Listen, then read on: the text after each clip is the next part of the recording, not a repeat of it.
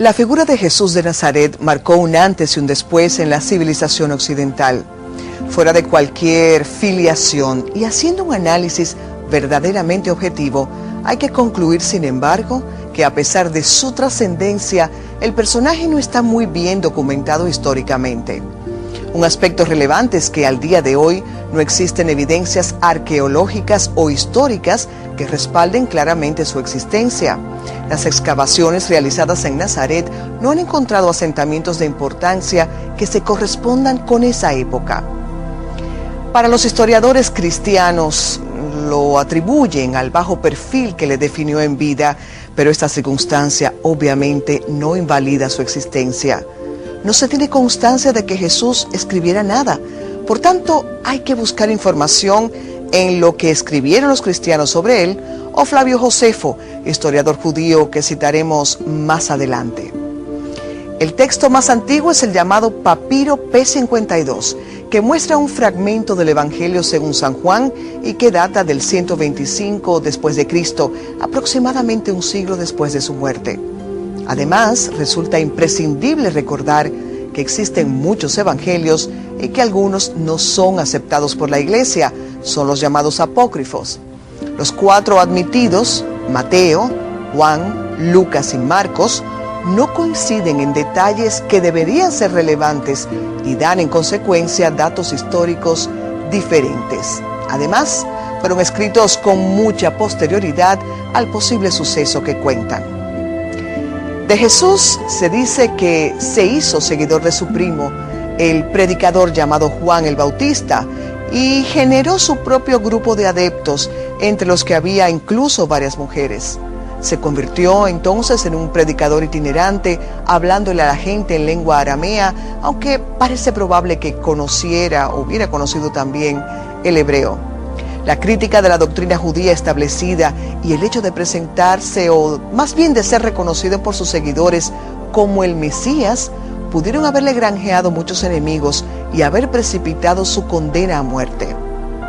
Sin embargo, el problema es que este perfil se corresponde también con varios personajes que existieron en la zona en la misma época.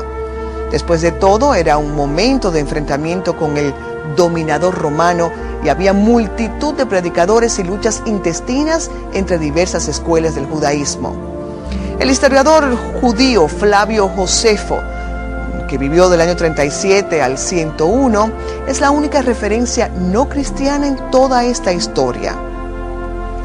En su obra Antigüedades Judías, escrita en torno al año 93, hace una referencia a Jesús, pero se dice que el tono de exaltación del personaje, al que considera ahí Cristo, hombre sabio y hacedor de milagros, no se corresponde con un autor que era un firme creyente en la religión judía.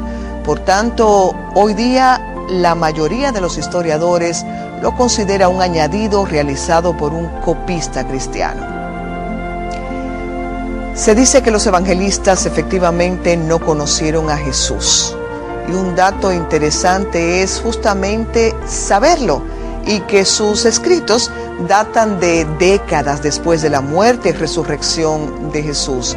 La Iglesia cristiana estableció que la escritura de la Biblia se produjo por inspiración divina. La elaboración de los evangelios abarca el período del año 70 después de Cristo hasta el 120 después de Cristo aproximadamente.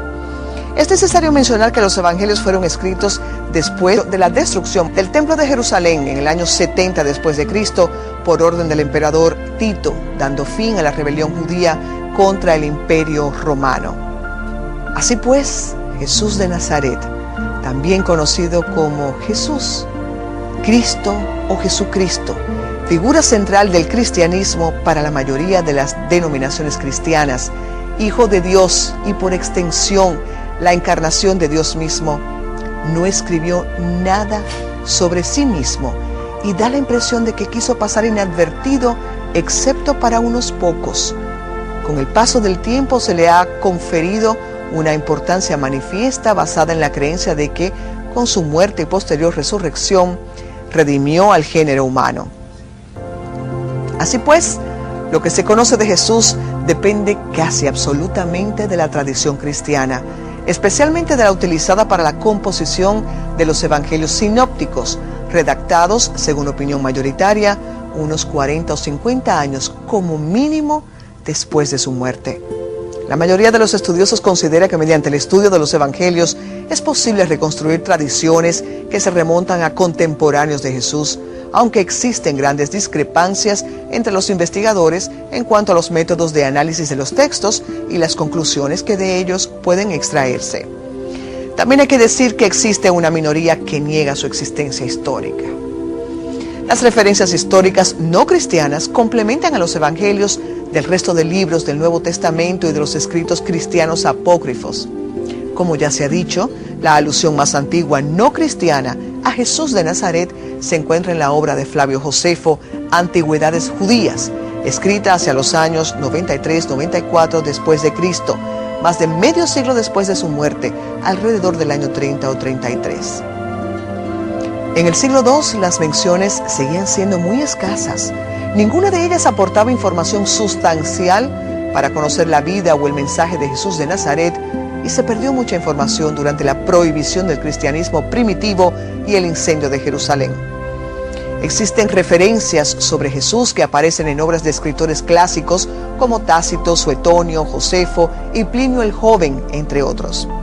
Las cartas de Pablo de Tarso, escritas, según la datación más probable, entre los años 50 y 60 después de Cristo, son posiblemente los documentos más antiguos acerca de Jesús, pero la información biográfica que proporcionan es escasa. Así pues, casi la mitad de los textos que conforman el Nuevo Testamento, el 44% aproximadamente, corresponde a los 4 evangelios canónicos: Mateo, Marcos, Lucas y Juan, que básicamente se ocupan de narrar la biografía, hechos y dichos de Jesús. Las contradicciones que existen entre ellos en detalles particulares, incluso para reseñar algunos aspectos fundamentales de su vida o de sus enseñanzas, llegan a ser tan notables, profundas y evidentes que sus traductores católicos no pueden menos que culpar a la tradición oral de las diferencias muy frecuentes que se notan, ya sea en las modificaciones del plan general, en la agrupación de los sucesos o discursos, o finalmente en el modo de componer la narración de cada relato. Y nos atrevemos a preguntar: Jesús, ¿qué diría en estos tiempos? ¿Qué opinaría de todo lo que se ha construido a partir de su vida, de la interpretación que se ha dado a su mensaje?